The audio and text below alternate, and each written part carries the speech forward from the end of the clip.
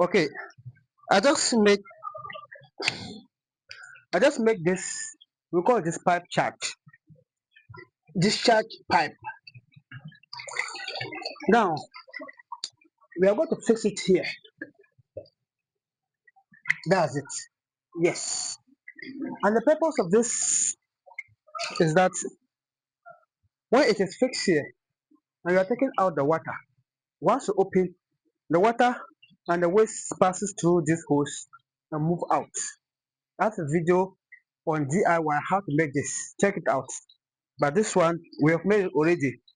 Now, this is one of the reasons why I decided to change this outlet, because the outlet, like I mentioned, as you know earlier, it was there already, but they just created a hole in the pond tarpaulin and push the pipe in like this and put heavy glue.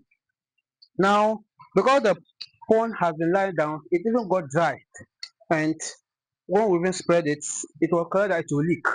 So we have to remove it and buy tank connector and buy valve sockets with tape, thread tape, and sellotape it and put it this way. We kept another valve socket at the back to put in the air valve and others. Now, if they're this way, when we are discharging, once you open, the waste and the water is going. No matter how small the fingerlings are, they cannot pass through this hose. But if you don't have it like this, it will be, the fish will be going out. Unless you also use something like foam or sponge to put here and block it. And that way, if you block it that way, the water will not be flowing easily. Even if it is flowing, but the dirt from the pond will not be going out. It will all be settled there. So this is the best way. And this is what we call discharge pipe.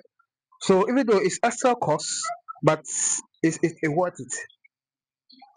See.